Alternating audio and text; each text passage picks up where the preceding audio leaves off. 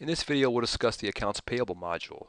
The Accounts Payable module is typically accessed as a subcomponent of the Financial Management module. Let's take a very high-level overview just so you understand some of the basic capabilities of the module.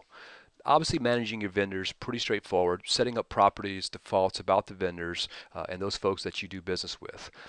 You could set up certifications for those vendors so that you know particular vendors are certified or have the right skill sets to perform certain services or provide certain types of products that you're looking for. The system's able to automatically generate requests for quotations based on certifications so that you're only dealing with vendors who are certified to provide you the services that you're looking for legal and liability purposes. There are obviously vouchers. Some people call these invoices, but basically the bills you receive in the mail. It's your way of entering the monies that you owe to vendors, the terms, the amounts, the GL distributions, those types of things are entered through the vouchering architecture. You can work with open AP vouchers, in other words, the vouchers that appear on the current aging, and work with those as a collection, as a group. Perhaps discern, which ones, if you pay now, you'll receive a terms discount or early payment discount for. Those types of things. You can analyze that information as a collective. You could also work with the vouchers that are on hold. Maybe you've placed a vendor on hold for financial or some sort of dispute. Again, you might want to look at those vouchers independently. So sort of a shortcut to get at those vouchers specifically. Recurring vouchers is a way to set up vouchers that recur. If they happen to recur each month, you don't have to go in and set them up each time. You simply enter the amounts and the distribution codes and then the interval, once a month, once a quarter, whatever the case may be. Using the processing function, you'll convert those over into actual vouchers, and then they will appear on the aging and be scheduled for payments.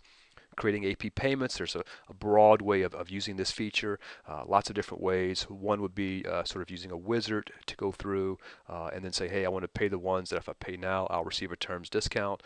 But basically, your way of identifying which ones you want to pay. There's also a sort of an approval architecture where you can say, I want to pay this group. Your manager perhaps would approve that, and then they'll finally go out to make those payments. If you're still printing checks, you can run the print checks function. Of course, obviously you could also do EFT, electronic fund transfers, if you so choose, or you could do a combination. Some vendors may be checks, some may receive EFT payments.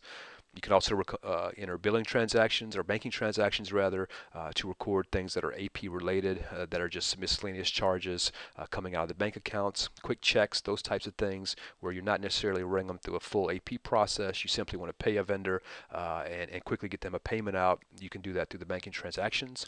There's the reconciliation function to reconcile bank accounts, and then the billing workscreen to take data that's happening in the subsystem, for example, purchasing and converting that into AP vouchers. So the billing workscreen looks at a lot of things, processes happening in manufacturing if you're using that component, processes happening in purchasing or requisitioning, materials management, and creating vouchers from that information. So the icons that are in this folder by default are sort of the main ones. Obviously, you can move those around. The administration subcomponent is something you'll typically visit only in the beginning of implementation, maybe over time here and there, but it's going to be things like plan vouchers where you set up vouchers with an effective date. So I might decide to pay a vendor so much today, so much in 33 days, and the balance in 6 months.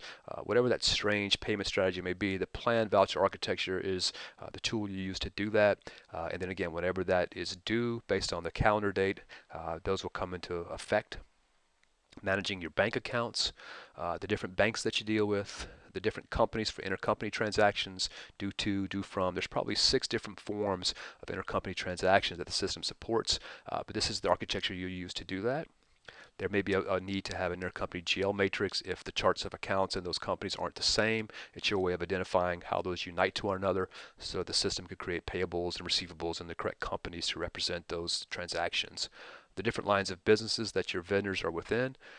You can make manual tax distributions, define the different aging groups. Obviously 0 to 30, 30 to 60 are the common ones, but you may want to create an unlimited amount of additional ones.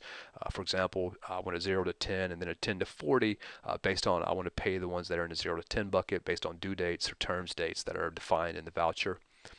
Setting up groups of vendors and common properties that those vendors may have, and then other properties about vendors, unlimited properties. That's your way of sort of establishing attributes about vendors that can be searchable or can become part of the requisitioning process.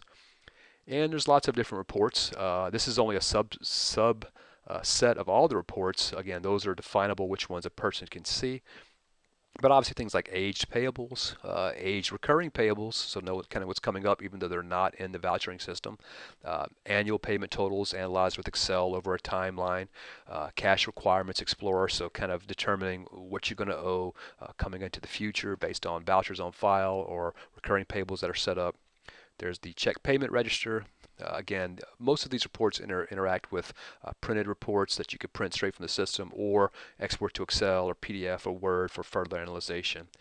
Check disbursement register, cost center distributions report, discounts missed analysis. So if you've got terms discounts established and for some reason you don't take those terms discount, the system can say, hey, you might want to improve on that because you could have saved money had you conformed to some of these terms that you were subject to. Discounts taken, actually the discounts that you did take, and sort of analyzing that. Any types of freight that you may have incurred, GL distribution reports, GST taxes. Here's a neat one, payables versus receivables.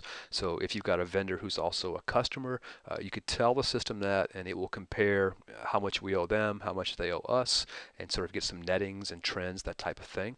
Or are they reciprocating the favor and doing business with you?